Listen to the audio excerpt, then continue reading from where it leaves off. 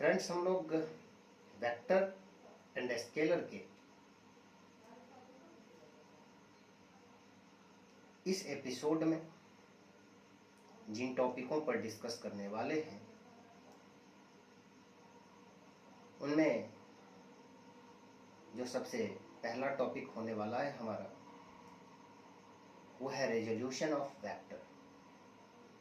तो आइए फ्रेंड्स देखते हैं रेजोल्यूशन ऑफ वेक्टर और फिर इसे हम डिटेल से डिस्कस करेंगे। तो देखते हैं क्या है यह टॉपिक।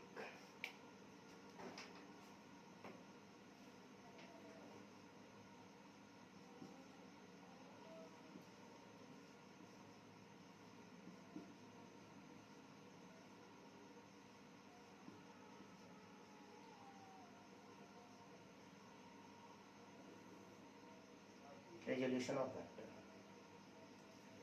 देखिए फ्रेंड्स, जैसा कि आप टॉपिक के नाम से ही क्लियर हो रहा है, रेजोल्यूशन ऑफ वेक्टर यानी कि हमें वेक्टर को रिजॉल्व करना है। रिजॉल्व करने का क्या मतलब? तो फ्रेंड्स, अभी तक हमने जिन टॉपिकों पर डिस्कस किया है वेक्टर एंड स्केलर में, उनमें आपने देखा कि हमने जो प्रायोरिटी दिया हुआ था वो एडिशन ऑफ वेक्टर का, यानी कि लॉज ऑफ वेक्टर्स के बारे में, उस पे ही हमने ज्यादा फोकस किया हुआ था।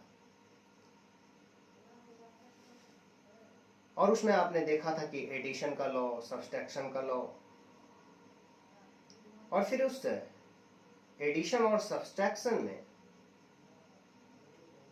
हम दिए गए वेक्टरों का एडिशन और सब्सट्रैक्शन करते थे।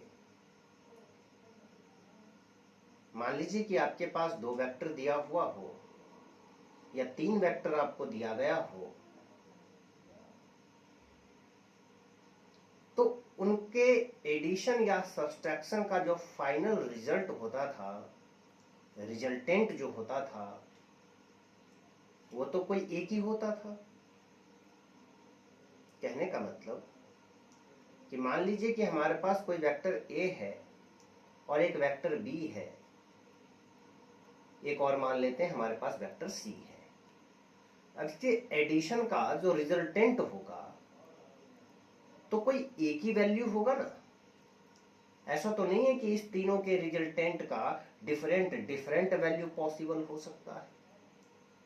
तो एडिशन का प्रोसेस, चाहे आप ट्रायंगल रूल लगाएं या पैरेललोग्राम रूल लगाएं, रिजल्ट तो एक ही आना है। यानी कि बहुत सारे वेक्टर को ऐड करके हम एक सिंगल वेक्टर में कन्वर्ट किया करते थे, जिसे हम लोग रिजल्टेंट वेक्टर कहते थे।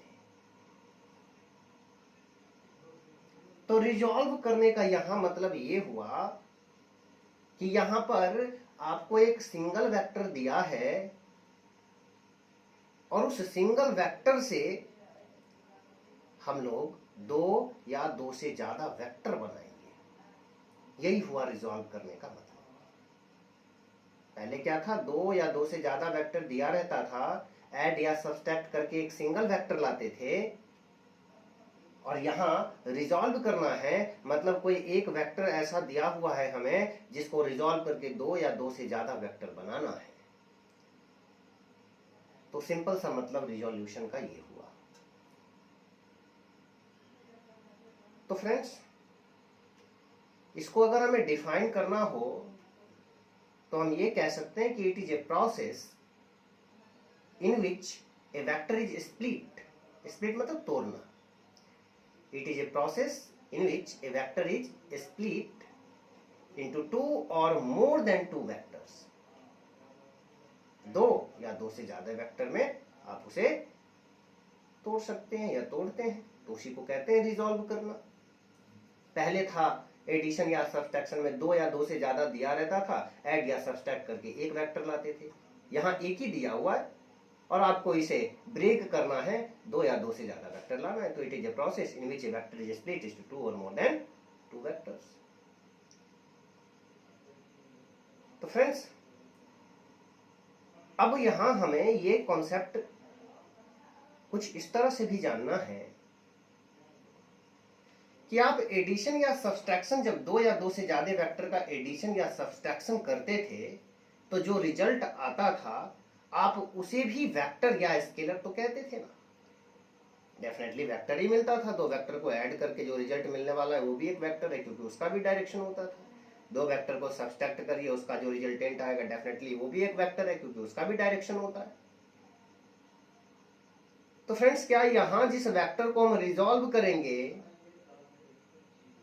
दो या दो से ज्यादा पार्ट में, तो जो मिलने वाला है ब्रेक करने के बाद जो हमें मिलने वाला है आफ्टर रेजोल्यूशन, जो चीज आने वाला है, क्या हम उसे भी वेक्टर कहेंगे? डेफिनेटली हम उसे भी वेक्टर ही कहेंगे। तो फ्रेंड्स, ऐसे जानिए कि हमारे पास कोई एक वेक्टर है, मान लिया जाए कि ये कोई वेक्टर है, इस वेक्टर को क्या देते हैं? P vector. अल्फाबेटिकल किसी भी ऑर्डर से हम वेक्टर को रिप्रेजेंट कर सकते हैं, ए लें, बी लें, सी लें, हमने पी ले लिया।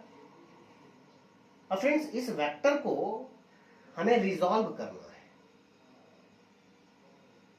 तो फ्रेंड्स, सबसे पहले आपको ये ध्यान देना होगा कि हम जिस वेक्टर को रिजॉल्व कर रहे हैं वो वेक्टर है कहां? वो वेक्टर कहां है? अच्छा, वेक्टर का जो सिचुएशन है वो तीन तरह का हो सकता है। एक ये कि वेक्टर प्रॉपर किसी एक्सिस पे रहे। दूसरा पॉसिबिलिटी फ्रेंड्स ये हो सकता है कि हमारा जो वेक्टर है वो किसी प्लेन में हो। और तीसरा पॉसिबिलिटी फ्रेंड्स ये है कि हमारा वेक्टर स्पेस में हो। तो इन तीनों को जरा हम इन शॉर्ट समझ लेते हैं। प्रॉपर किसी एक्सिस पे होने का मतलब कि अगर हम कोई वेक्टर ऐसा ले लें जो एक्स एक्सिस पे हो या वाई एक्सिस पर हो या जेड एक्सिस पे हो, तो हम कहेंगे कि वो वेक्टर किसी एक्सिस पे है, प्रॉपर एक्सिस पे है। जैसे यही जो पी वेक्टर है ये क्या एक्स एक्सिस पे है? नहीं है। क्या ये वाई एक्सिस पे है? नहीं है। नहीं है ना। अगर ये पी एक्स एक्सिस पे होता तो हमें ऐसे दिखाना पड़ता, तो इसे आप पी वेक्टर कह सकते थे कि ये एक्स एक्सिस पे है, लेकिन हमने तो ऐसा नहीं लिया। तो कहने का मतलब फ्रेंड्स कि वेक्टर के, जिस वेक्टर को हम रिजॉल्व करना चाहते हैं, आप उसके सिचुएशन को सबसे पहले देखें कि वो किसी एक्सिस पे है या फिर वो किसी प्लेन में है या फिर वो स्पेस में है। फ्रेंड्स, स्पेस में होने का क्या मतलब? क्योंकि प्लेन का मतलब तो बहुत बार हमने डिस्कस किया है, तो आप समझ गए होंगे। प्लेन का मतलब होता है दो एक्सिस से बना हुआ ऐसा क्षेत्र, फील्ड, ऐसा एरिया। दो एक्सिस से बना हुआ कोई ऐसा फील्ड, कोई ऐसा एरिया, कोई ऐसा स्पेस जो दो axis, in between two axis हो, तो आप उसे प्लेन कहते हैं। क्योंकि प्लेन बनता ही दो एक्सिस से है। तो ये एक्स एक्सिस, ये वाई एक्सिस, तो ये जो आपको एरिया दिखाई पड़ रहा है, ये जो स्पेस दिखाई पड़ रहा है, ये प्लेन का होगा। तो ये जो हमारा पी वेक्टर है वो प्लेन में है, क्योंकि इन बिटवीन एक्स और वाई है। तो प्लेन आप समझते हैं, किसी एक्सिस पे होना ये भी आप समझ गए। या तो एक्स एक्सिस पे होता है, या वाई एक्सिस पे, या जेड एक्सिस पे, तो प्रॉपर एक्सिस पे होगा, वो भी हम समझ गए। पैरेलल होना चाहिए एक्सिस के। स्पेस का क्या मतलब? फ्रेंड्स, स्पेस का मतलब होता है ऐसा जगह, ऐसा पॉइंट या फिर ऐसा एरिया जो ना तो एक्स एक्सिस पे हो, ना वाई एक्सिस पे हो, ना जेड एक्सिस पे हो, और ना ही किसी प्लेन में हो। एक्स वाई प्लेन में नहीं होना चाहिए, वाई जेड प्लेन में नहीं होना चाहिए, एक्स जेड प्लेन में नहीं होना चाहिए, किसी प्लेन में नहीं होना चाहिए। दैट मीन्स फ्रेंड्स, एक ऐसा पॉइंट जिसके पास एक्स कोऑर्डिनेट भी है, वाई कोऑर्डिनेट भी है और जेड कोऑर्डिनेट भी है, जिस पॉइंट के पास तीनों कोऑर्डिनेट होगा, हम उस पॉइंट को कहेंगे कि वो स्पेस में है। तो हम स्पेस में जब किसी वेक्टर को लेंगे तो उसको कैसे रिजॉल्व करें, ये टॉपिक हम आगे डिस्कस करेंगे। अभी हम उस टॉपिक पे डिस्कस करना चाहते हैं जिस टॉपिक में वेक्टर किसी प्लेन में हो।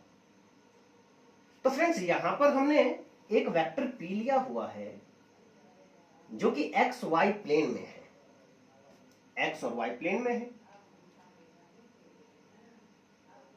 और कुछ एंगल पे है। तो फ्रेंड्स मान लेते हैं कि ये एक्स एक्सिस से कुछ एंगल बना रहा है थीटा। तो जिस वेक्टर को हमें रिजॉल्व करना है उसके सिचुएशन को देखकर आप ये बता सकते हैं कि उसे रिजॉल्व करने के बाद जो मिलने वाला है, जो आउटपुट हमें आने वाला है, रिजॉल्व करने के बाद जो चीज मिलने वाला है, डेफिनेटली वो भी एक वेक्टर ही होगा। वो 1 मिलेगा या 2 मिलेगा या 3 मिलेगा, ये उसके सिचुएशन को देखकर। रिजॉल्व करने से पहले आप उसके सिचुएशन को देखिए। वो अगर एक्सिस पर है, प्रॉपर किसी एक्सिस पे है, तो डेफिनेटली जो आउटपुट आने वाला है, जो मिलने वाला है आफ्टर रिजोल्यूशन, वो सिंगल फॉर्म में आएगा। अगर वो किसी प्लेन में है, क्योंकि प्लेन तो बनता ही 2 एक्सिस से, तो डेफिनेटली जो आउटपुट हमें मिलने वाला है वो डबल पार्ट में मिलेगा, है ना। और अगर जिसे आप रिजॉल्व करना चाहते हैं वो वेक्टर स्पेस में है, उसका सिचुएशन आपको दिख रहा है कि वो स्पेस में है, तो डेफिनेटली वो जो आउटपुट है वो 3 पार्ट में मिलने वाला है। इसका मतलब फ्रेंड्स कि जब भी आप किसी वेक्टर को रिजॉल्व करते हैं तो आफ्टर रिजोल्यूशन जो चीज मिलता है उसको हम लोग प्रॉपर नाम देते हैं, उसको हम लोग कहते हैं कंपोनेंट। जिसको रिजॉल्व कर रहे हैं उस वेक्टर का कंपोनेंट। तो जिस वेक्टर को रिजॉल्व करना चाहते हैं उसका कितना कंपोनेंट हमें मिला, ये इस चीज पर डिपेंड करेगा कि आखिर वेक्टर का सिचुएशन कैसा है, वो है कहां। अगर एक एक्सिस पे है तो सिंगल कंपोनेंट मिलेगा, अगर वो प्लेन में है तो 2 कंपोनेंट मिलेगा, और अगर वो स्पेस में है तो उसका 3 कंपोनेंट मिलेगा। तो फ्रेंड्स यहां पे जो हमारा वेक्टर है वो प्लेन में है, तो उसका कितना कंपोनेंट मिलना चाहिए, 2 कंपोनेंट मिलना चाहिए, क्योंकि एक प्लेन 2 एक्सिस से मिलकर बनता है।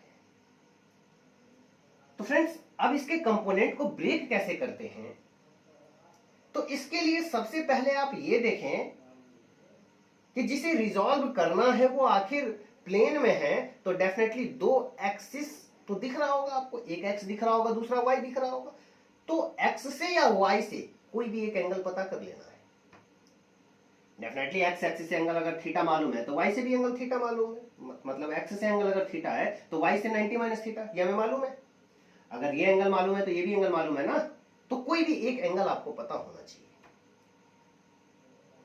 अब उस एक एंगल को टारगेट करिए, बस उसी एंगल को फोकस करिए, किसी एक एंगल को सेलेक्ट कर लीजिए। चलिए हमने सेलेक्ट कर लिया, एक्स एक्सिस से जो एंगल हमें दिख रहा है हमने मान लिया थीटा। तो ये जो थीटा है वो किस एक्सिस से है, एक्स एक्सिस से। तो डेफिनेटली इस वेक्टर का, पी वेक्टर का एक्स एक्सिस के अलोंग जो कंपोनेंट मिलेगा वो मिलेगा हमें पी कॉस थीटा, और जो वाई एक्सिस के अलोंग कंपोनेंट मिलेगा डेफिनेटली होगा तो 2 ही, क्योंकि ये प्लेन में है और प्लेन एक्स और वाई से मिल रहा है। तो डेफिनेटली जो कंपोनेंट मिलने वाला होगा, इसको रिजॉल्व करने के बाद जो चीज मिलेगा उसे कंपोनेंट कहते हैं। वो कंपोनेंट भी एक्स और वाई के अलोंग ही मिलेगा। तो एक्स के अलोंग क्या मिलेगा, तो एक्स से ही अगर एंगल थीटा देख रहे हैं आप, तो जिस एक्सिस से एंगल दिखता है उस एक्सिस पे कॉस में, अब परपेंडिकुलर में साइन में टूटता है, तो ये हो जाएगा पी साइन थीटा। तो इस पी वेक्टर का 2 कंपोनेंट, एक पी कॉस थीटा और दूसरा पी साइन थीटा।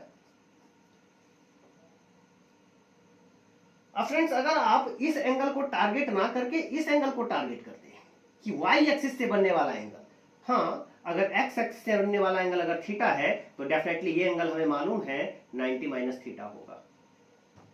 अब P का कंपोनेंट, कौन से एंगल को आपने फोकस किया हुआ है, 90 माइनस थीटा, जो किस एक्सिस से दिख रहा है, Y एक्सिस से। तो जिस एक्सिस से बनता हुआ एंगल दिखे उस एक्सिस पे हमेशा कॉस में ब्रेक होगा कंपोनेंट। दैट मींस फ्रेंड्स इस P का अगर आपने Y से एंगल 90 माइनस थीटा देखा तो Y पे जो इसका कंपोनेंट मिलने वाला होगा वो P कॉस लेना है, और एंगल कितना देख रहे हैं, 90 माइनस थीटा।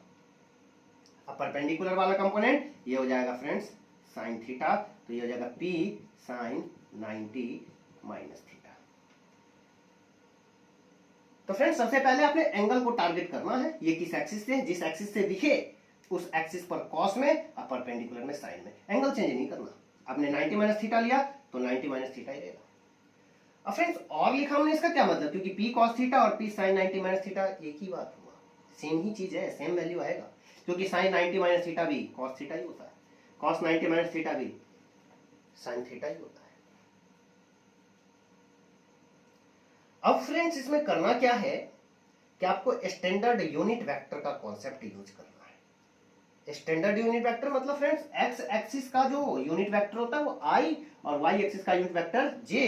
सो इस P वेक्टर का जो कंपोनेंट मिला, एक मिला कॉस में, दूसरा मिला साइन में, है ना, तो आप लिख सकते हैं P cos थीटा जो कि x में है, तो कैसे पता चला, I लगा देना है, और दूसरा मिला P sin थीटा ये y में है, ये कैसे पता चलेगा, तो इसके साथ J लगा देना है, इसे कहते हैं वेक्टर इक्वेशन, है ना। तो फ्रेंड्स ये हमारा वेक्टर को रिजॉल्व करने का प्रोसेस हुआ। अब इसका फ्रेंड्स एक शॉर्टकट टेक्निक देख लेते हैं, उसके बाद फिर हम इसके कुछ कॉन्सेप्ट पे डिस्कस कर लेंगे।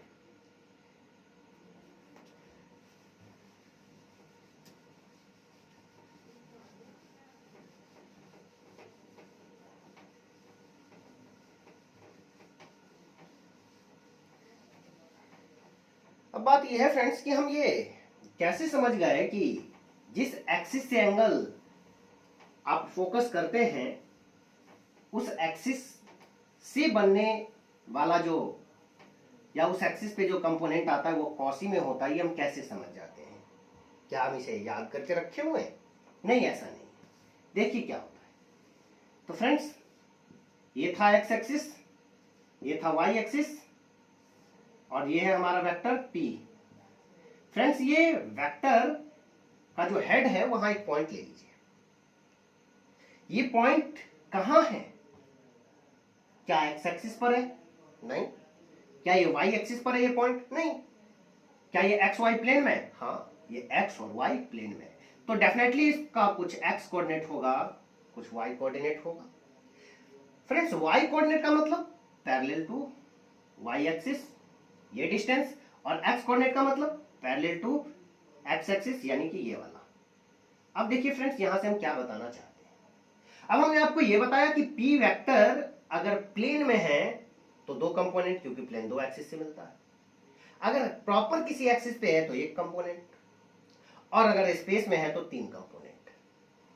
तो फ्रेंड्स अगर ये क्लियर हो गया कि इस वेक्टर का कंपोनेंट हमें दो ही मिलने वाला है, तो आप ये थॉट, ये कॉन्सेप्ट यूज करिए कि आखिर ये अगर इस वेक्टर का अगर दो कंपोनेंट मिलने वाला है तो वो कंपोनेंट क्या होगा, उस कंपोनेंट को आप क्या कह सकते हैं। हम आपको ये बता रहे हैं कि इस वेक्टर का जो कंपोनेंट मिलने वाला है, दरअसल वो कंपोनेंट जो होता है वो हमें ये बताता है कि आखिर ये रिजल्टेंट है किस दो वेक्टर का। ये सिंगल वेक्टर आपको P दिख रहा है, इसे आप रिजॉल्व करके जो चीज लाना चाहते हैं, जो आउटपुट है आपका, वो आउटपुट क्या है? वो कुछ नहीं है, वो आउटपुट बस ये बताता है कि ये P वेक्टर जिस दो वेक्टर का रिजल्टेंट है वो दो वैल्यू x कंपोनेंट और y कंपोनेंट कहलाता है। कहने का मतलब कि ये अगर रिजल्टेंट है तो टेल से हेड को जोड़ रहा होगा, आपने जाना था ट्रायंगल लॉ में, पैरेललोग्राम लॉ में। तो टेल से हेड को जोड़ने वाला वेक्टर रिजल्टेंट होता है। तो ये अगर टेल से हेड को जोड़ रहा होगा तो जो बाकी दो वेक्टर है, तो जो बाकी दो वेक्टर है उसका टेल यहां होना चाहिए और दूसरे वेक्टर का हेड यहां होना चाहिए।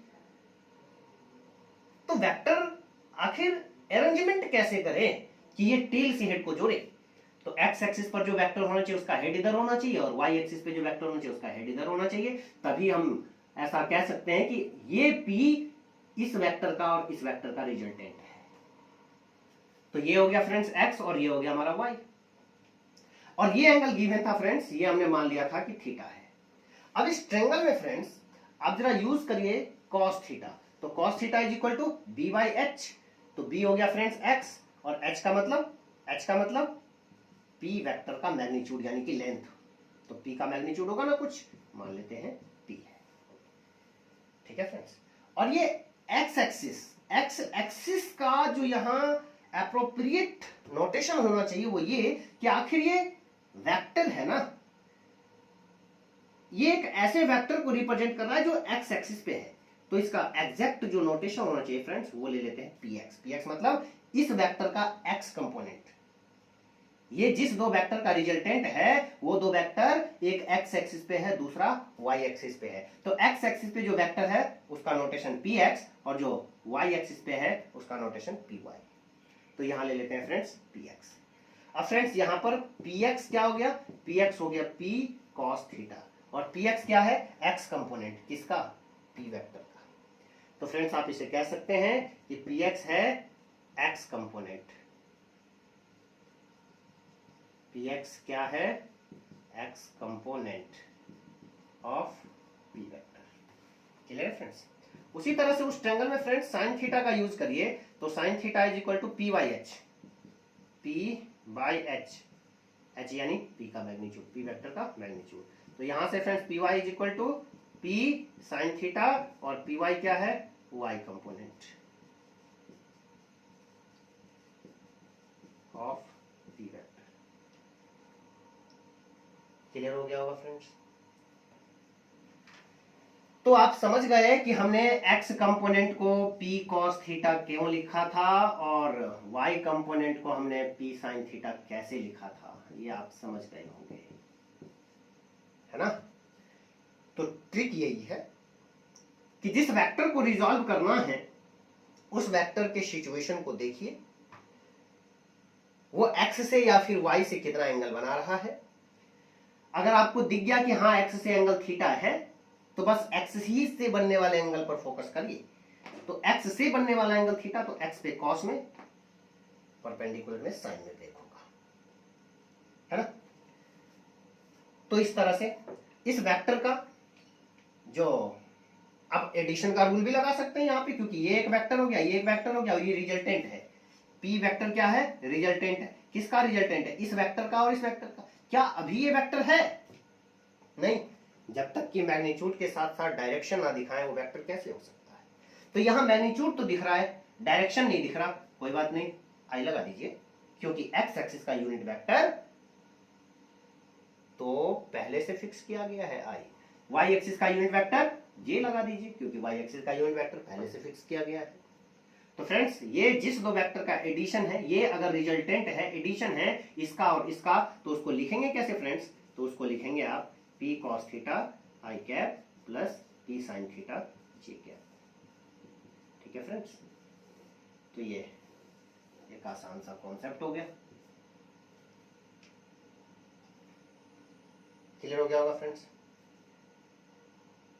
अच्छा, अब फ्रेंड्स हम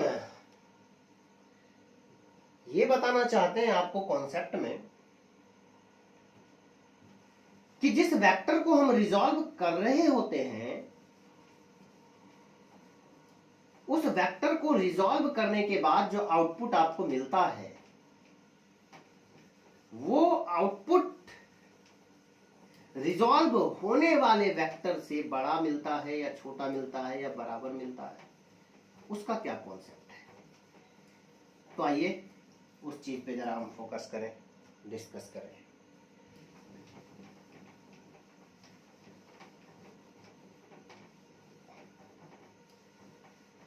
देखिए फ्रेंड्स, तो इसका कॉन्सेप्ट ये है कि जिस वेक्टर को हम रिजॉल्व कर रहे हैं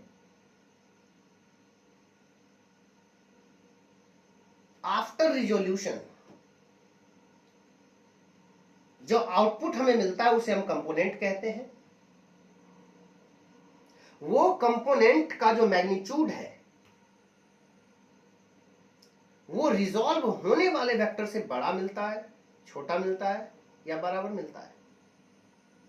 The magnitude of components of a vector may be less than, equal to or greater than the magnitude of vector which is resolve. तो कंपोनेंट का जो मैग्नीट्यूड है वो रिजॉल्व होने वाले वेक्टर से बड़ा, छोटा या बराबर कुछ भी हो सकता है। फ्रेंड्स, इसे एक एग्जांपल से समझते हैं। जैसे मान लीजिए कि हमने किसी वेक्टर को रिजॉल्व किया और वो वेक्टर प्लेन में है। प्लेन में होने का मतलब है कि उसका दो कंपोनेंट है। तो चलिए फ्रेंड्स, मान लेते हैं कि ये वेक्टर है जिसे हमें रिजॉल्व करना है और ये प्लेन में है। प्लेन में है तो इसका दो कंपोनेंट मिलेगा, एक एक्स मिलेगा, दूसरा वाई मिलेगा। तो फ्रेंड्स, मान लीजिए कि ये इसका एक्स कंपोनेंट हो गया और ये इसका वाई कंपोनेंट हो गया। तो ये हो गया एक्स कंपोनेंट और ये हो गया वाई कंपोनेंट। हाँ, कुछ तो आने वाला है ना। ये आपने रिजॉल्व करके देखा था ना, P cos theta, P sine theta, P vector को रिजॉल्व किए थे। तो उसी तरह से आर को रिजॉल्व करते तो कुछ तो मिलता ना। तो जो एक्स मिलता उसको आर एक्स से रिप्रेजेंट कर दिया, जो वाई मिलता उसको आर वाई से रिप्रेजेंट कर दिया हमने। तो फ्रेंड्स, ये दोनों कंपोनेंट का जो मैग्नीट्यूड है, क्या रिजॉल्व होने वाले वेक्टर, इस वेक्टर के मैग्नीट्यूड से बड़ा, छोटा, बराबर कुछ भी हो सकता है। यस, कुछ भी हो सकता है। जैसे देखने से यहां ये लग रहा है कि इस आर के मैग्नीट्यूड से ज्यादा है एक्स का मैग्नीट्यूड, यानी कि कंपोनेंट का, एक्स कंपोनेंट का मैग्नीट्यूड ज्यादा है। यहां फ्रेंड्स देखने से ऐसा लग रहा है कि यहां पे भी वही चीज दिख रहा है हमें कि आर के मैग्नीट्यूड से ज्यादा है। उसी तरह से फ्रेंड्स ये भी पॉसिबिलिटी हो सकता है कि ये एक आर वेक्टर है, ये एक आर वेक्टर है और इसको हमने रिजॉल्व किया। रिजॉल्व करने के बाद हमें ये कंपोनेंट मिला, ये एक कंपोनेंट मिला, ये दूसरा कंपोनेंट मिला। नोटेशन हम ए और बी ले लेते हैं, कुछ तो मिलेगा ना ये। फ्रेंड्स, इसका जो मैग्नीट्यूड है, अब क्या देख पा रहे हैं कि ये मैग्नीट्यूड इक्वल दिख रहा है ए के और यही मैग्नीट्यूड ग्रेटर दिख रहा है बी से। यानी एक कंपोनेंट के मैग्नीट्यूड से छोटा दिख रहा है, सॉरी, एक कंपोनेंट का जो मैग्नीट्यूड है उसके इक्वल दिख रहा है और दूसरा जो कंपोनेंट है उससे बड़ा दिख रहा है। तो बड़ा, छोटा, बराबर कुछ भी हो सकता है। तो आफ्टर रिजोल्यूशन जो हमें कंपोनेंट मिलता है उसका मैग्नीट्यूड रिजॉल्व होने वाले वेक्टर से बड़ा, छोटा और बराबर कुछ भी मिल सकता है। ये कॉन्सेप्ट है, इसे आप याद रखें। अब फ्रेंड्स, ये अगले कॉन्सेप्ट पे हम आते हैं। अगर किसी वेक्टर को हम रिजॉल्व कर रहे हैं और रिजॉल्व जब हमने उसे किया तो जो कंपोनेंट मिला वो कंपोनेंट, उन कंपोनेंट के बीच का एंगल क्या है। दैट इज मीन्स फ्रेंड्स कि जिस वेक्टर को हम रिजॉल्व कर रहे हैं, आफ्टर रिजोल्यूशन जो कंपोनेंट हमें मिल रहा है, मान लीजिए दो कंपोनेंट मिला और दोनों कंपोनेंट के बीच का जो एंगल है वो 90 डिग्री दिखाई पड़ा, तो उसको कहेंगे रेक्टेंगुलर कंपोनेंट। और अगर 90 डिग्री से बड़ा या फिर छोटा दिखाई पड़ा तो फ्रेंड्स उसे हम लोग कहते हैं ऑब्लिक कंपोनेंट। तो कहने का मतलब friends, when angle between the components of a vector is 90 degree, then they are known as rectangular component. जिस वेक्टर को आप रिजॉल्व कर रहे हैं, आफ्टर रिजोल्यूशन दो कंपोनेंट मिला, उन दोनों के बीच का एंगल अगर 90 डिग्री है तो वो रेक्टेंगुलर कंपोनेंट कहलाएगा, otherwise they are known as oblique component. जैसे हमने p वेक्टर को रिजॉल्व किया तो p cos थीटा और p sin थीटा मिला था, तो एक x एक्सिस पे गया, दूसरा y एक्सिस पे गया, तो 90 डिग्री का एंगल बन रहा था, तो डेफिनेटली वो रेक्टेंगुलर कंपोनेंट था। क्लियर है ना फ्रेंड्स। अब फ्रेंड्स एक कॉन्सेप्ट आप ये समझिए, कॉन्सेप्ट क्या, वो तो आपने जान ही लिया है। जैसे मान लीजिए कि कोई वेक्टर है, ये a वेक्टर है और ये एंगल दिख रहा है हमें अल्फा, और कह रहा है कि ए वेक्टर का वेक्टर इक्वेशन और कंपोनेंट बताइए। तो क्या करना है फ्रेंड्स, ये जिससे एंगल दिख रहा है बनता हुआ अल्फा, उसके लाइन पर टूटेगा कॉस में, तो लिख दीजिए कॉस अल्फा और इसका मैग्नीट्यूड साथ में लगा देना है। फिर फ्रेंड्स परपेंडिकुलर में हो जाएगा साइन, तो लिख दीजिए ए, इसका मैग्नीट्यूड साइन अल्फा। अब फ्रेंड्स वेक्टर इक्वेशन की बात कर रहा है, कंपोनेंट हो गया है ये और ये हो गया एक्स कंपोनेंट, ये हो गया वाई कंपोनेंट। अगर वेक्टर इक्वेशन की बात करें फ्रेंड्स तो एक्स कंपोनेंट क्या है, ए साइन अल्फा। डायरेक्शन क्या है friends, negative x axis, negative x के लिए माइनस आई यूज करते हैं, पॉजिटिव एक्स के लिए प्लस आई यूज करते हैं।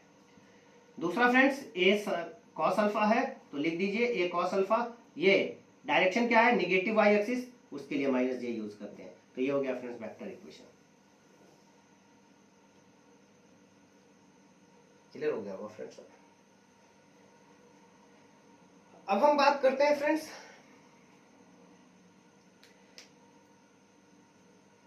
कि अगर हमें दो या दो से ज्यादा वेक्टर दिया हुआ है और हमें उसे ऐड करना है, तो हम कंपोनेंट्स मेथड से उसे कैसे ऐड करेंगे। क्योंकि आपने जाना था कि दो या दो से मतलब दो से ज्यादा वेक्टर अगर दिया गया हो, हमें मोर देन टू वेक्टर्स का एडिशन अगर हो, तो वहां आपने जाना था कि हम पॉलीगन लॉ का यूज करते हैं और उसको आसानी से ऐड कर सकते हैं। यहां हम कंपोनेंट्स मेथड से ऐड करना चाहते हैं मोर देन टू वेक्टर्स को, तो कैसे ऐड करेंगे, तो उसको जरा समझ लेते हैं।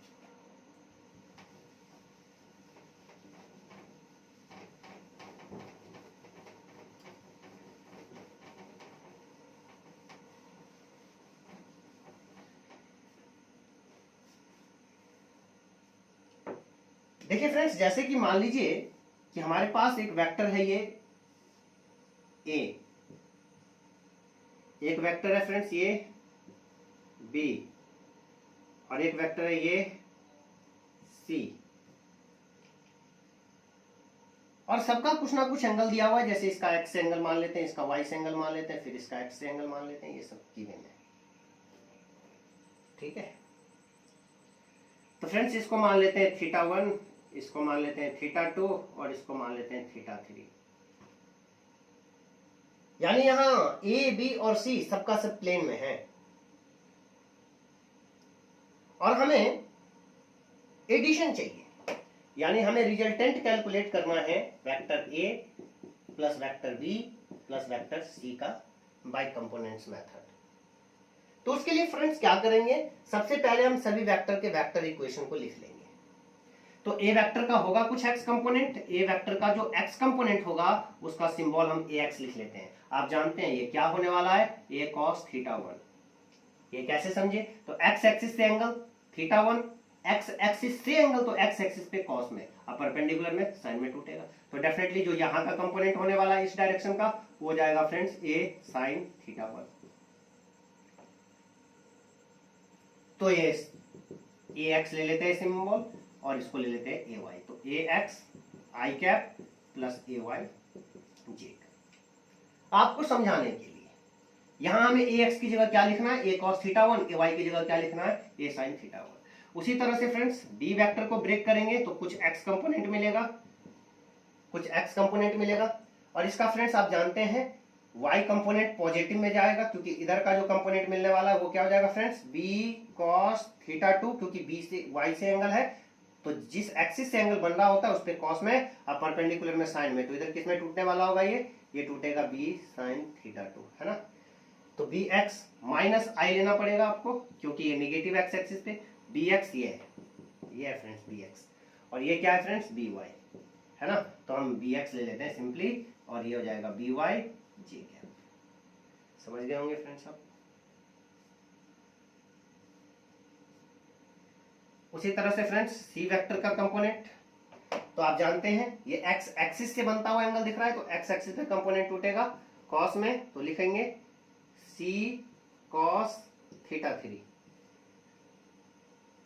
और फ्रेंड्स इधर क्या हो जाएगा साइन में, तो क्या लिखेंगे सी कॉस, सी साइन में, साइन में टूटेगा ना, ये परपेंडिकुलर कंपोनेंट है, सी साइन थीटा 3 ये वाला कंपोनेंट। ठीक है फ्रेंड्स, तो इसको मान लेते हैं सी एक्स और इसको मान लेते हैं सी वाई, तो ये हो गया हमारा सी एक्स माइनस आई और ये हो जाएगा फ्रेंड्स सी वाई माइनस जे, क्योंकि निगेटिव वाई एक्सिस पर है।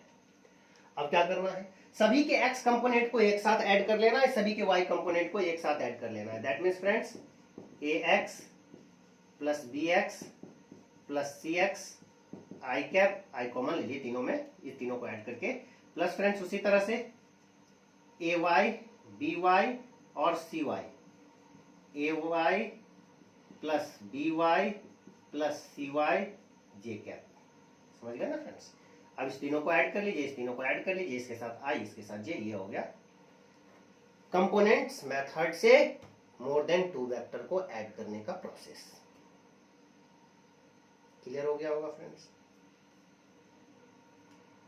तो फ्रेंड्स इस तरह से हम कंपोनेंट्स मेथड से भी मोर देन 2 वेक्टर्स को ऐड कर सकते हैं, और आपने वहां पॉलीगन लॉ में भी जाना था मोर देन 2 वेक्टर्स को ऐड करने का प्रोसेस। अब फ्रेंड्स अगर स्पेस में कोई वेक्टर दिया गया है तो हम उसे कैसे ऐड करते हैं? तो स्पेस में अगर कोई वेक्टर दिया गया हो तो उसे ऐड करने का जो प्रोसेस है वो भी बड़ा इंपॉर्टेंट है, उसको भी जान लेते हैं, है ना?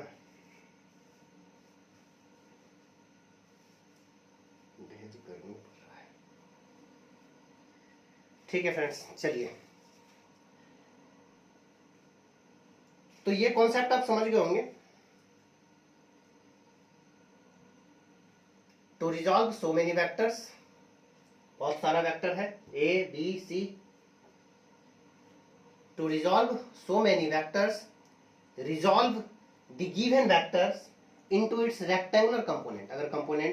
अगर वेक्टर हमारा प्लेन में है तो रेक्टेंगुलर कंपोनेंट सबसे पहले ब्रेक कर लेना है। अगर बहुत सारे वेक्टर का रिजल्टेंट चाहिए, A B C D E F G, बहुत सारे वेक्टर का आपको रिजल्टेंट कैलकुलेट करना है, तो रूल क्या है? To find resultant of so many vectors, resolve the given vectors into its rectangular component. यानी सभी वेक्टर का रेक्टेंगुलर कंपोनेंट 90 डिग्री पे ब्रेक हो रहा है ना ये और ये, 90 डिग्री पे ब्रेक हो रहा है ना ये और ये, उसी तरह से 90 डिग्री पे ब्रेक हो रहा है ना ये और ये, तो सबका रेक्टेंगुलर कंपोनेंट निकाल लेना है। Now find sum of x component of vector and sum of y component of vector separately। सभी के x कंपोनेंट को एक साथ ऐड कर लेना है, सभी के y कंपोनेंट को एक साथ, सभी के x को एक साथ, सभी के y को एक साथ ऐड कर लेना है। एंड फाइनल रिजल्टेंट क्या होगा? तो फाइनल रिजल्टेंट का जो मैग्नीट्यूड होगा वो हो जाएगा root under sum of x component का square, sum of x component का स्क्वायर हो जाएगा, सम ऑफ x कंपोनेंट का square plus sum of y component का square, sum of y component का स्क्वायर। ठीक है, नोट किया होगा ये सम ऑफ x कंपोनेंट का square plus sum of y component का स्क्वायर। यानी अगर इसका मैग्नीट्यूड चाहिए तो root under this square plus root under this square, तो मैग्नीट्यूड आ जाएगा। क्लियर हो गया होगा फ्रेंड्स? तो ये है हमारा रेजोल्यूशन ऑफ वेक्टर। अगर फ्रेंड्स कोई वेक्टर प्रॉपर एक्सिस पे हो तो फिर उसे रिजॉल्व करने का आपको कोई जरूरत नहीं है। अगर मान लीजिए कि कोई वेक्टर हमारा एक्स एक्सिस पे हो, कोई वेक्टर ए है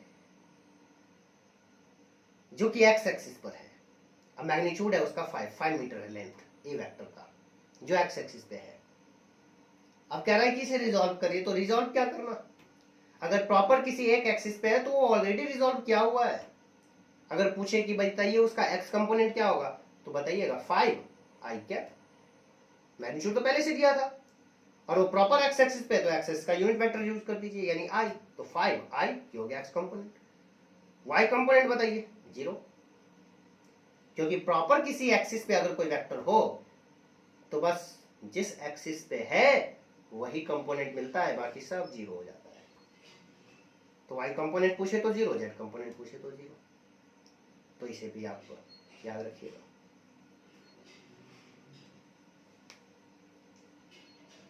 अब है फ्रेंड्स कि अगर स्पेस में कोई वेक्टर हो तो उसे रिजॉल्व क्या करें, मतलब कैसे करें, और आफ्टर रिजोल्यूशन जो हमें मिलने वाला है, जो कंपोनेंट मिलने वाला है, वो कितना कंपोनेंट मिलने वाला है।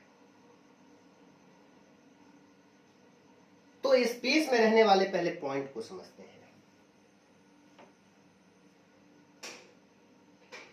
ये क्लियर हो गया ना फ्रेंड्स? तो अगर 2 या 2 से ज्यादा वेक्टर दिया गया हो और आपको उसका रिजल्टेंट पूछा जाए तो सभी को पहले क्या करिए, कंपोनेंट में ब्रेक कर लीजिए और सिमिलर कंपोनेंट को एक साथ ऐड कर लेना है। जैसे सभी के x कंपोनेंट को एक साथ ऐड कर लिए, सभी के y कंपोनेंट को एक साथ ऐड कर लिए और फिर रूट अंडर जो सम ऑफ x कंपोनेंट है उसका square plus sum of y component जो है उसका स्क्वायर कर देना है।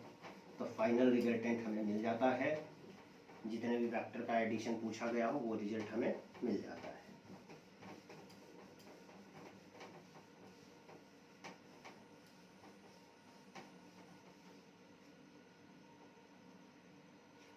Resolution of vector in the space.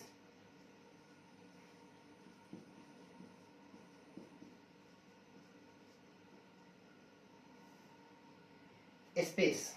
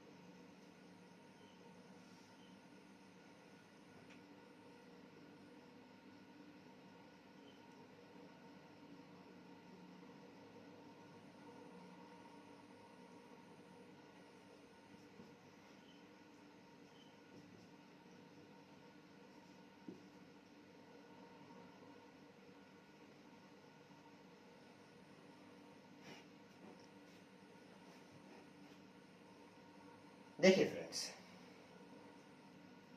Topic है resolution of vector in the space. Friends, यहां आप देख रहे हैं कि हमने एक क्यूबिकल शेप के किसी बॉडी को कंस्ट्रक्ट किया और इसमें जिस पॉइंट से एक्स एक्सिस, वाई एक्सिस और जेड एक्सिस ओरिजिनेट होता हुआ आपको दिख रहा है उसे हमने कह दिया ऑरिजिन। ये हमारा ऑरिजिन ओ। अब इस ऑरिजिन से डायगोनली अपोजिट, कहने का मतलब फ्रेंड्स कि मान लीजिए कि आपके पास एक स्क्वायर शेप का कोई रूम है, तो डेफिनेटली आप जानते हैं फ्रेंड्स कि जो कॉर्नर होता है हमारे पास, स्क्वायर शेप का रूम है तो डेफिनेटली 4 कॉर्नर आपको दिखाई पड़ेगा। तो किसी भी एक कॉर्नर से, है ना, 1 2 3 4 4 कॉर्नर है, तो यहां किसी भी एक पार्टिकुलर पॉइंट पे यहां से डायगोनली अपोजिट, तो डायगोनली अपोजिट का जो पॉइंट है फ्रेंड्स वो आप ये देख पा रहे हैं, ये डायगोनली अपोजिट का पॉइंट हो गया हमारा।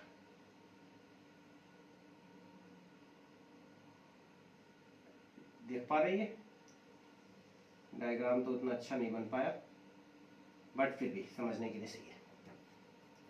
तो देख पा रहे हैं फ्रेंड्स, डायगोनली अपोजिट जो ये पॉइंट है, इस पॉइंट के बारे में आप क्या जानते हैं, क्या समझ पा रहे हैं? इस पॉइंट का हमें जो दिख रहा है कि कुछ एक्स कोऑर्डिनेट है, लेंथ है, क्यूबिकल है, तो लेंथ, विड्थ और हाइट तीनों होना चाहिए इसमें, है ना। तो इसका लेंथ है, विड्थ है, हाइट है, यानी कि एक्स कोऑर्डिनेट है, वाई कोऑर्डिनेट है और जेड कोऑर्डिनेट है। That means this point lies in the space. जिसके पास एक्स कोऑर्डिनेट है, वाई कोऑर्डिनेट है और जेड कोऑर्डिनेट है। तो ऐसा पॉइंट जिसके पास एक्स, वाई और जेड तीनों कोऑर्डिनेट हो, तो आप उस पॉइंट को कह सकते हैं कि वो स्पेस में है। अब फ्रेंड्स, ये जो वेक्टर है उस वेक्टर को क्या दे रहे हैं कि ये ए वेक्टर है। अब इस ए वेक्टर को हमें रिजॉल्व करना है।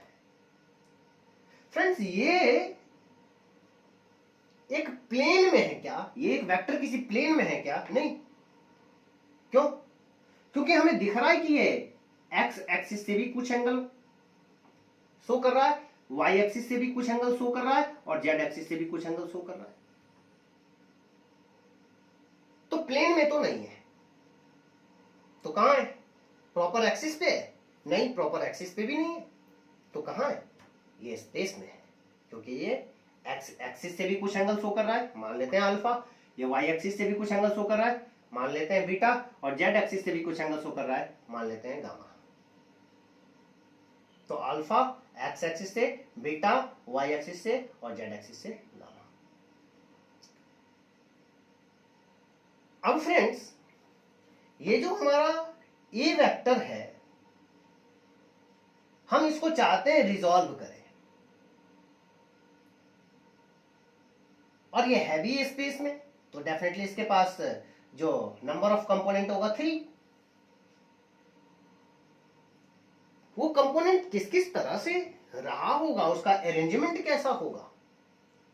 क्योंकि आपने देखा था कि हमने दो वेक्टर के लिए जो यूज किया था कि प्लेन में अगर कोई वेक्टर है रिजॉल्व करते हैं, तो जिस वेक्टर को रिजॉल्व कर रहे होते हैं वो आखिर किस किस वेक्टर के अरेंजमेंट के रिजल्ट को शो कर रहा है, तो हमने अरेंजमेंट दिखाया था। तो इस फिगर में भी जरा अरेंजमेंट को दिखाना है हमें। देखिए फ्रेंड्स, सबसे पहला काम हमने आपको यह बताया था, मोर देन 2 वेक्टर का जहां कहीं भी कॉन्सेप्ट लग जाए, यहां लगना है, क्योंकि स्पेस में है। तो इतना तो इंफॉर्मेशन आपको पहले से ही क्लियर होना चाहिए कि ये स्पेस में है, तो डेफिनेटली जो भी हमें आफ्टर रिजोल्यूशन कंपोनेंट मिलना वाला है वो मोर देन 2 कंपोनेंट मिलने वाला है। तो डेफिनेटली यहां रिजोल्यूशन का कुछ पॉलीगन लॉ का कुछ कॉन्सेप्ट यूज होगा अरेंजमेंट में। और क्या था पॉलीगन लॉ का? एक वेक्टर के हेड पे दूसरे के टेल को रखना है, और सबसे पहले ये कॉन्सेप्ट दो वेक्टर को ट्रायंगल रूल से ऐड करते हुए आगे की तरफ बढ़ना है। कहने का मतलब फ्रेंड्स कि सबसे पहले हम x और y का अगर रिजल्टेंट कैलकुलेट कर लें, तो x और y का रिजल्टेंट क्या होगा? तो x और y according to parallelogram rule, दोनों के टेल से पास करता हुआ ये होगा ना। तो इस वेक्टर को फ्रेंड्स मान लेते हैं, इस पॉइंट को मान लेते हैं q और इस पॉइंट को मान लेते हैं p, यानी कि a वेक्टर क्या है? OP जो है ना वो a वेक्टर को रिप्रेजेंट कर रहा है। ठीक है। OQ क्या है फ्रेंड्स? OQ क्या है? OQ जो है ये रिप्रेजेंट कर रहा है हमें इस दोनों वेक्टर के, एक y पे होगा और दूसरा x पे होगा, तो इस दोनों वेक्टर के रिजल्टेंट को शो कर रहा है ये। तो हम इसको ऐसे लिखें कि OQ जो है, जिस दो वेक्टर का रिजल्टेंट है वो क्या है? इस पॉइंट को कुछ मान लेते हैं फ्रेंड्स, R मान लेते हैं, चलिए, और इस फ्रेंड्स को भी कुछ मान लेते हैं, T मान लेते हैं, चलिए। तो ये रिप्रेजेंट कर रहा है हमारा OR वेक्टर के रिजल्टेंट को प्लस OT वेक्टर के रिजल्टेंट को शो कर रहा है ना? हाँ, सही है। अच्छा, तो फ्रेंड्स ये जो A वेक्टर है, अब ये जिस दो वेक्टर के रिजल्टेंट को शो कर रहा होगा वो दो वेक्टर कौन सा हो गया? OQ और QP। OQ के हेड पर QP का टेल रखा हुआ है। तो आप यहां ये कह सकते हैं ना, A vector is equal to, from figure A vector is equal to, it is the resultant of OQ vector plus QP vector. Clear friends? और यहां पर OQ वेक्टर की जगह क्या यूज कर सकते हैं friends? A vector is equal to OQ, OQ की जगह लिखेंगे OR vector plus OT vector plus QP vector. देखिए फ्रेंड्स, OR क्या है? OR क्या है? OR है x component of A vector. OR पे जो आया वो A के x कंपोनेंट को रिप्रेजेंट करेगा क्योंकि ये x एक्सिस है। उसी तरह से फ्रेंड्स OT क्या है? OT है y component of A vector. उसी तरह से फ्रेंड्स QP जो आएगा वो क्या होगा? तो ये y एक्सिस के पैरेलल है, तो ये हमें बताएगा z component of A vector. अब हमने ये सब कैलकुलेट करना है। अब A के x कंपोनेंट का नोटेशन क्या ले लेंगे फ्रेंड्स? AX। y कंपोनेंट का क्या ले लेंगे फ्रेंड्स? AY। और z कंपोनेंट का क्या ले लेंगे? AZ। ये नोटेशन ले लेंगे हम, ठीक है? अच्छा, अब देखिए फ्रेंड्स, तो A vector is equal to ये A vector is equal to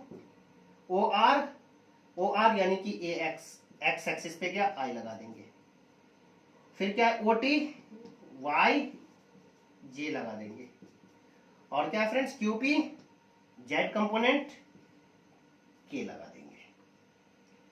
clear हो गया होगा?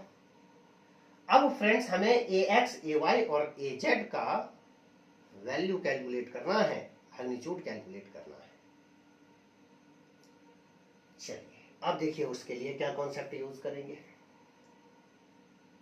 तो इतना क्लियर हो गया फ्रेंड्स, तो आप नोट कर लीजिएगा। हम इसे थोड़ा सा स्पेस बनाने के लिए प्रेस करना पड़ेगा।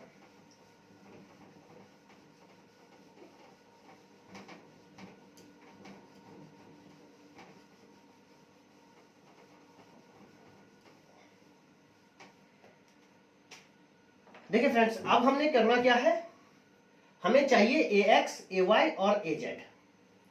उसके लिए हम क्या कॉन्सेप्ट यूज करेंगे?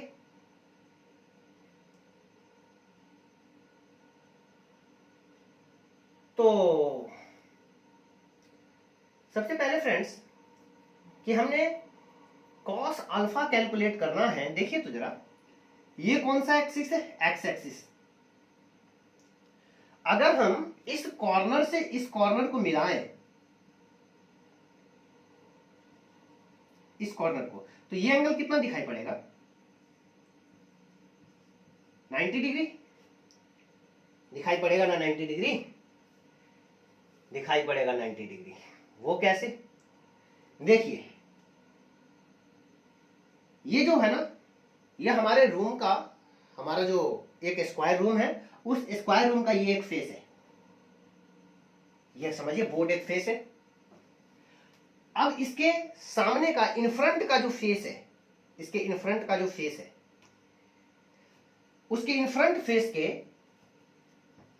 इस कॉर्नर को इसके इन फ्रंट में जो हमारा फेस है उसके अपोजिट कॉर्नर से अगर मिला दें तो इस एक्सिस पे कितना एंगल बनता हुआ दिखाई पड़ेगा? इसको, ये वाला जो फेस होगा, अगर यहां सामने में कोई फेस डाल दें तो इससे अगर नीचे वाले फेस को मिला दें तो ये एक्सिस पर कितना एंगल बनाएगा? 90 डिग्री नहीं बनाएगा?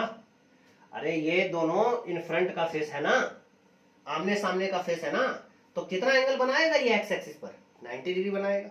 तो आप इसे ऐसे भी समझ सकते हैं, आप इसको ऐसे समझ सकते हैं कि ये हमारा, कैसे समझें, तो चलिए, ये हो गया हमारा ये वाला फेस इस साइड का, ये है कॉर्नर, और ये है दूसरा कॉर्नर।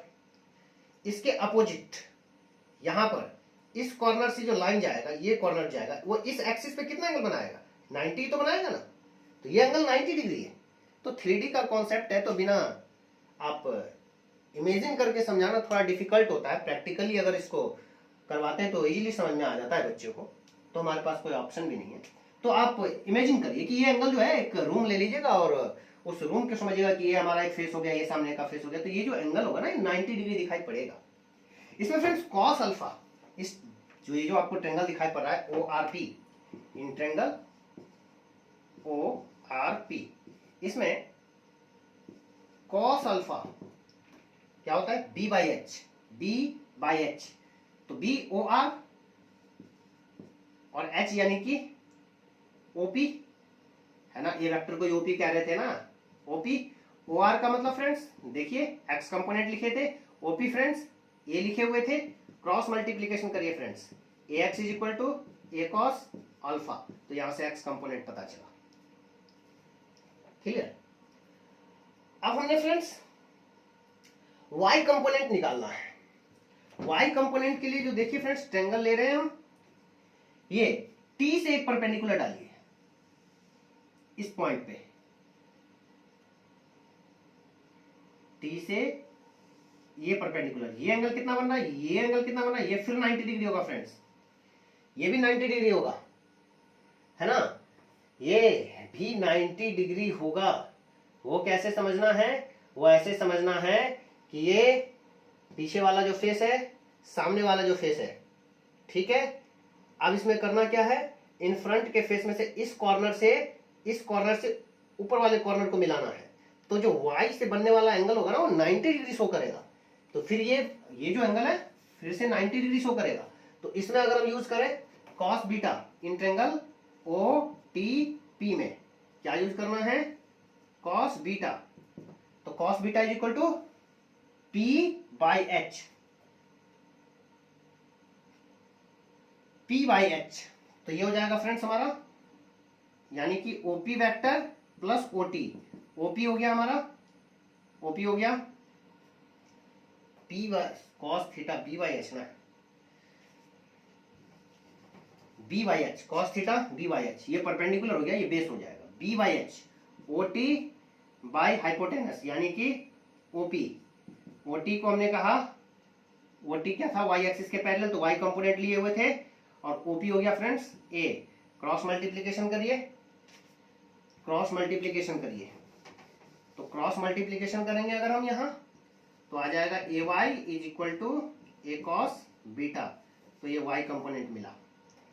जेड कंपोनेंट के लिए फ्रेंड्स यहां से एक परपेंडिकुलर डालिए इस पे, ठीक है, और कॉस गामा यानी ट्रायंगल हम कौन सा ले लें, इसको कुछ मान लेते हैं, एस मान लेते हैं, तो अब हम यूज करने वाले हैं in triangle O S P, O S P, इसमें friends cos gamma is equal to फिर से बी बाई एच यानी कि O S by OP, O S हो गया जेड कंपोनेंट और ओपी हो गया हमारा ए वेक्टर का मैग्नीट्यूड ए, क्रॉस मल्टीप्लीकेशन, तो यहां से फ्रेंड्स आप देखेंगे A Z is equal to A cos gamma मिल जाएगा।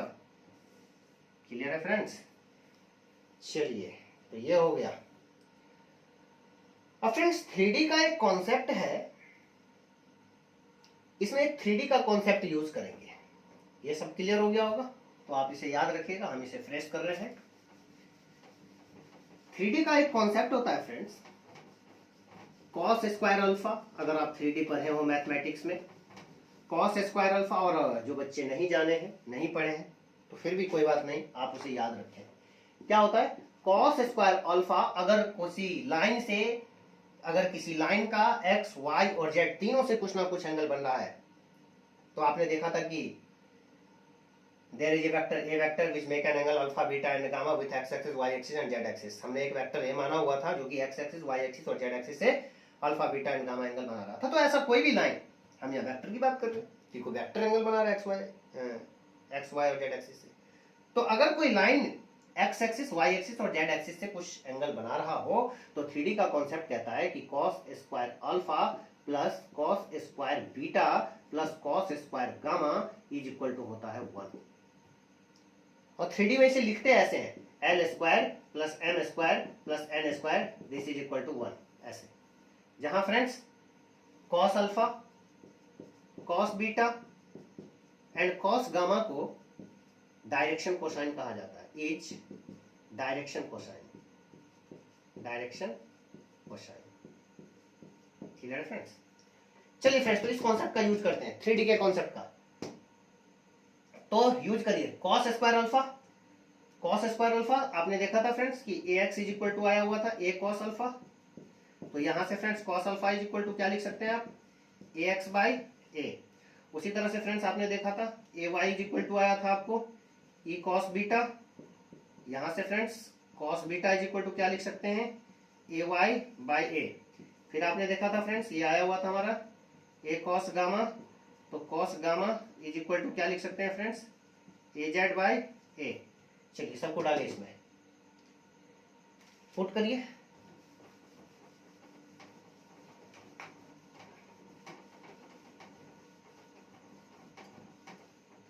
पुट करते हैं कॉस स्क्वायर अल्फा यानी कि ए एक्स का square by A square plus A Y का square by A square plus A Z का square by A square, this is equal to 1।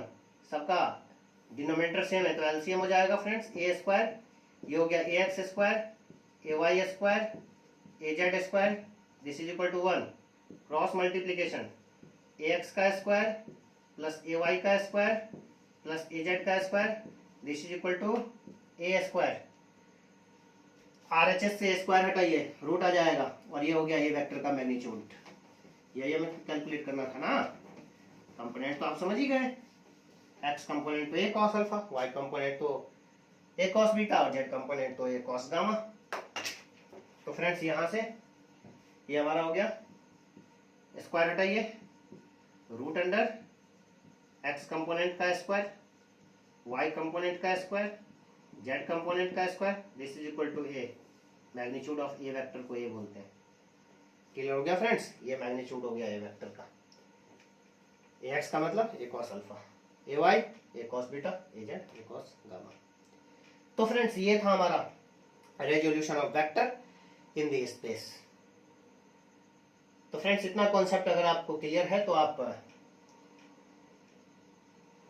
अगर आप एससी वर्मा का बुक खोलें तो एक क्वेश्चन मॉस्किटो नेट से रिलेटेड क्वेश्चन दिया हुआ है, तो आप डायरेक्टली समझिएगा कि इस थ्योरेटिकल कॉन्सेप्ट पे बेस्ड है, बन जाएगा उसको। तो देखिएगा बना के, नेक्स्ट डे हम लोग कुछ और कॉन्सेप्ट पे डिस्कस करेंगे, इससे रिलेटेड कोई क्वेश्चन करवा देंगे, उसके बाद आगे बढ़ेंगे। ठीक है फ्रेंड्स, तो आज के लिए इतना है।